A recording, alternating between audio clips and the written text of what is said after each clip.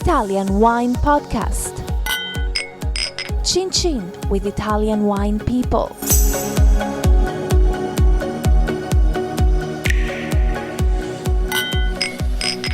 This podcast is brought to you by Native Grape Odyssey. Native Grape Odyssey is an educational project financed by the European Union to promote European wine in Canada, Japan, and Russia. Enjoy. It's from Europe. Hello, this is the Italian Wine Podcast. My name is Monty Waldin. My guest today is Serena Imazio. Yes, Serena is, that's right.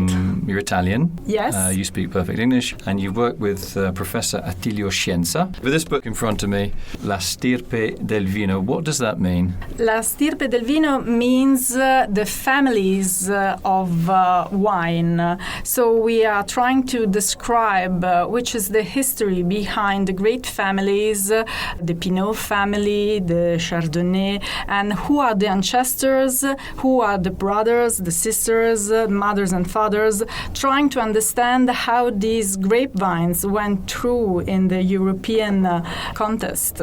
Okay, so in terms, and what were the sort of key points in terms of, say, if we go back to the Middle Ages and cold weather? Yes. What happened then? Why was that important? There was a cold period, wasn't there? What happened Yes, then? we had at the beginning of the Middle Age, we had a hot period, and that was a sort of optimum for vine growing and, of course, for wine production.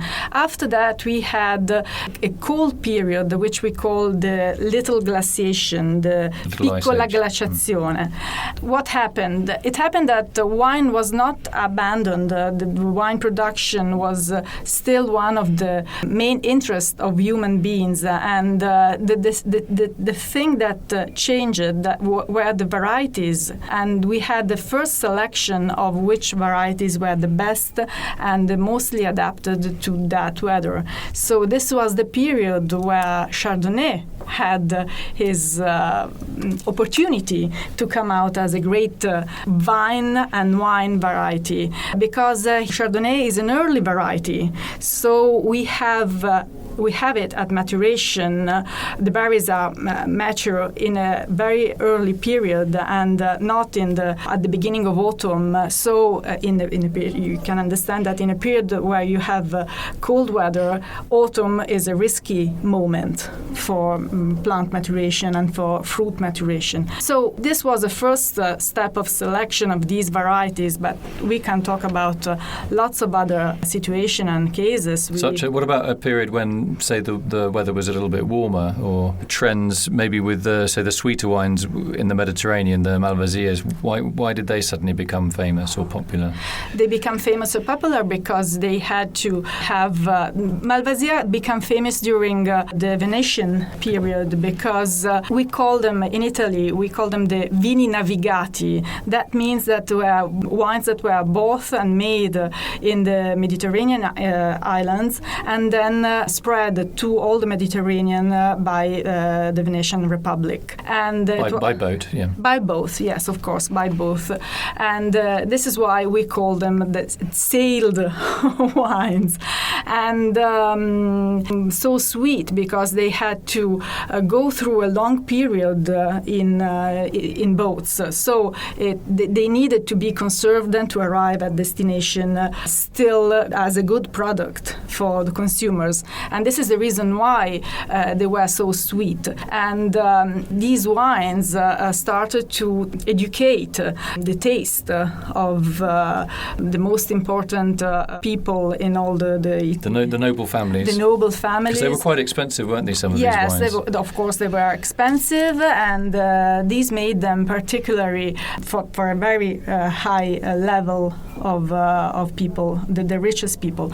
But in those periods, we still have in Europe, especially in the most important towns in Italy, as Milano, we still have vines that are cultivated and wines that are produced for common people, for the poorest part of the society.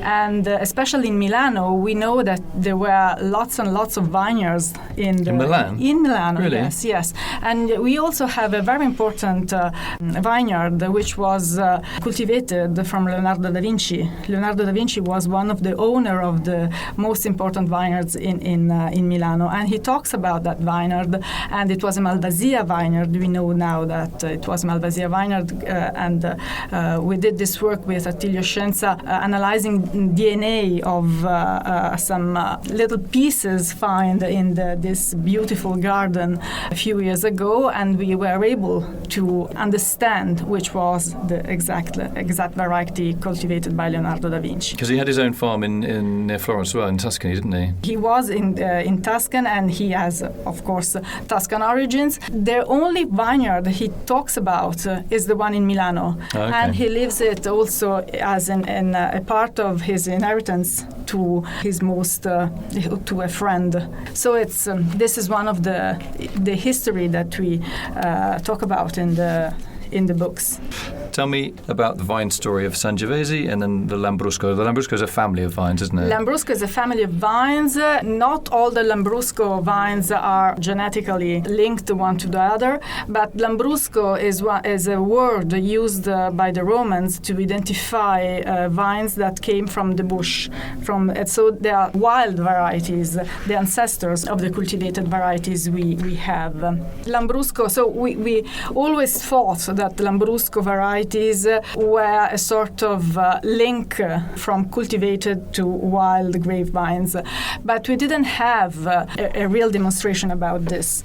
And we had it when analyzing the DNA of some Lambrusco varieties. We found that these varieties are mostly linked and close to the wild compartment of grapevines than to the cultivated compartment. So they are in the facts. They are cultivated varieties. Lambrusco di Sorbara, which is one of the most important varieties cultivated in Emilia-Romagna, is of course a cultivated variety. We have lots of bottles made by Lambrusco di Sorbara, but it's one of the Lambrusco varieties that we found are closer to the wild compartment. So it's a sort of match linking the two great compartments. And since we had this demonstration, we didn't have the proof that wild vines and cultivated vines were linked together. That gave us this opportunity to understand that we had this kind of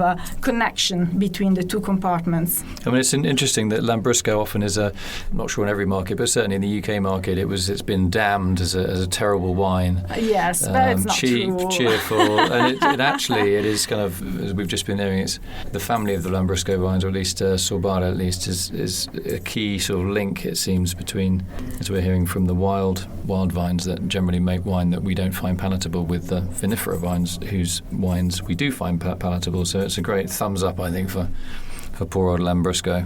People I did a podcast recently. My son interviewed me. How was he? No, he's 11 at the time. And he asked, Dad, what's your favourite wine? Italian wine. I said, Lambrusco is one of my favourite Italian wines. And he doesn't know what Lambrusco is. And he was like, okay. And he asked me the next question. But my friends, Monty, are you serious? Or why didn't you say things like Chateau Lafite or whatever? And I love it because it's a wine that you can drink every day. It's joyful. Yes. You don't have to think too much about it. You can relax. It's versatile with food, etc. It's not too fizzy.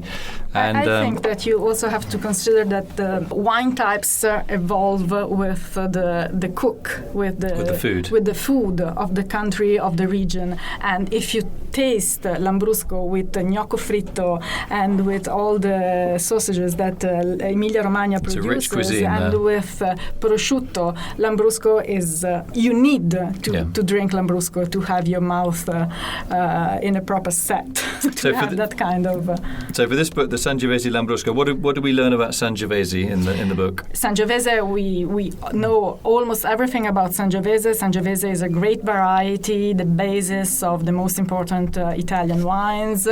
And what we learned analyzing Sangiovese DNA is that we thought Sangiovese, the question was, is Sangiovese born in Tuscany or in Emilia-Romagna? Because both the regions have lots of Sangiovese. And what we learned from DNA is that Sangiovese is not born in Tuscany and Sangiovese is not born in Emilia-Romagna. Sangiovese comes from the south of Italy. And from whereabouts exactly? We think that he has ancestors from Calabria or Sicily, so it's completely out of the idea that we have about this great grapevine. So another thing we learned about Sangiovese is that Sangiovese has Garganega.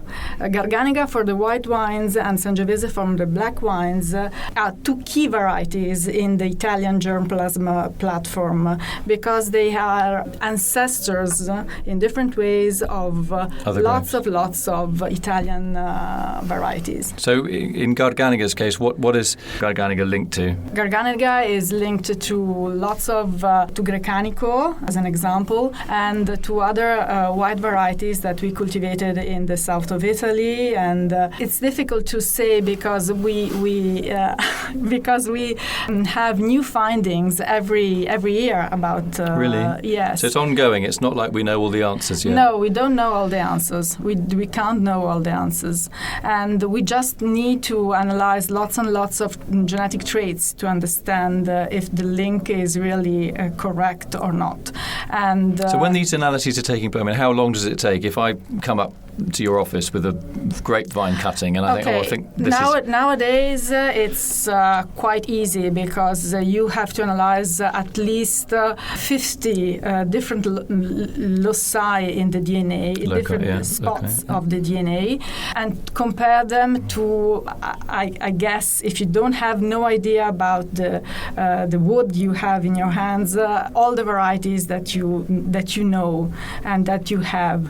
It was very difficult 10, 20 years ago. Now is easier because we have lots of database. All the data that we collect around the world in all the labs working on grapevine genetics are stored in databases, and the access to these databases is public, so you can have these informations and you can compare your profile, your DNA profile, with all the ones that are worldwide collected and stored in the databases. And this made the work very, very easy. But you don't know. I mean, if the variety has ancestors that are extinct, and in Europe, phylloxera erased lots of the genetic platform that we cultivated, you are not able to find parents or ancestors, and this makes the work very difficult because you may not find absolutely. You may never find out. Yeah. Of course. Okay. I just wanted to say thanks to my guest today, Serena Imazio. Thank you. Okay? Yes, it's okay. For enlightening us a little bit about vine genetics. Yeah. It's not often we